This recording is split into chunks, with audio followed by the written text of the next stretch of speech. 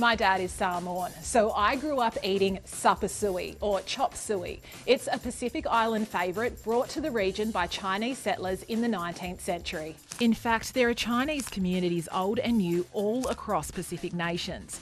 Many islanders are descended from Chinese migrants, traders and labourers. But you might have seen headlines like these in recent years. And plenty of stories like this. So, what's next? A Chinese military base right on our doorstep? So why all of the sudden attention on China's movements in the Pacific? Different manifestations of China have interacted with and have existed in the Pacific for a very long time. Dr. Tarsisius Kambutalaka is the director of the Centre for Pacific Island Studies at the University of Hawaii and an expert on China in Oceania. What's new, though, is the Chinese state as we know it today, and in particular as represented by the Chinese Communist Party. And then suddenly there is somebody else in our backyard. That caused concern for Australia, or for Canberra in particular, and Washington, D.C. While only 11 million people live across the region's 23 island nations and territories, the total land, sea and exclusive economic zones cover an area bigger than Russia, China and the US combined, making it strategically important. It's an area traditionally influenced most by the US and its allies. Now Beijing is making a move, spending big and finding new partners across the region, with larger countries like China and Australia trying to outdo each other to gain influence.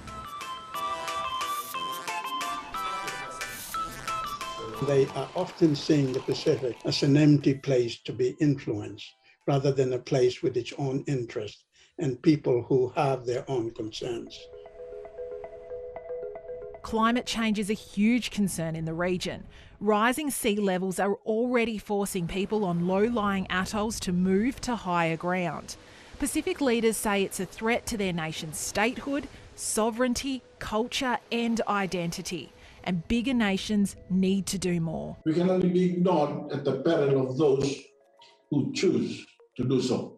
China is the world's largest emitter, but has said it will achieve carbon neutrality by 2060. This is coal. Don't be afraid. Don't be scared. Meanwhile, Australia's lacklustre climate policies has dented our reputation in the eyes of our Pacific partners. You are concerned about saving your economies. I'm concerned about saving my people in Tuvalu. So this is a problem where it's not a matter of foreign affairs or aid and development. You can't throw money at something overseas when the actual problem and the solutions are domestic. Australia is still the region's biggest aid donor by far, but China's been splashing cash too, and how the money is spent and who is receiving it has come under scrutiny.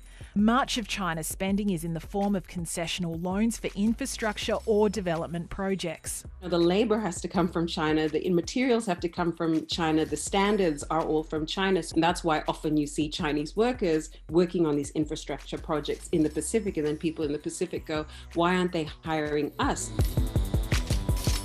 Take, for instance, Tonga, which owes a lot of money to China, and then increasingly places like Samoa and Fiji, Vanuatu. And so that's a real concern over time about the ability of these countries to repay. And we know that Tonga has struggled to do that. Another reason China is spending big is because until recently, 6 of the countries in the region still had formal diplomatic ties with Taiwan. But China has made some big plays. And 2 countries have swapped allegiance in the last couple of years. When Solomon Islands switched from Taiwan to China in 2019, Beijing began bankrolling their stadium facilities for the 2023 Pacific Games.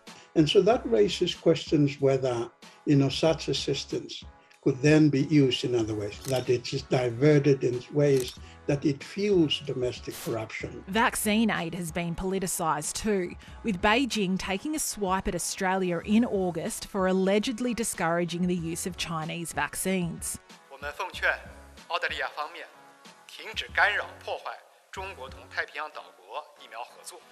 Australia has announced a raft of new spending and infrastructure projects in the Pacific over the past few years as a part of its Pacific Step-Up. They include a solar power plant in PNG, an undersea fibre optic cable in Palau, and a hydropower station in Solomon Islands. There is a lot of rushing in and trying to pour money into places in the hope that that will address, particularly the fight against China's increasing influence, rather than the focus about the interest of Pacific Island people and places. So for many Pacific nations, they still feel like they're pawns, caught in a game of chess.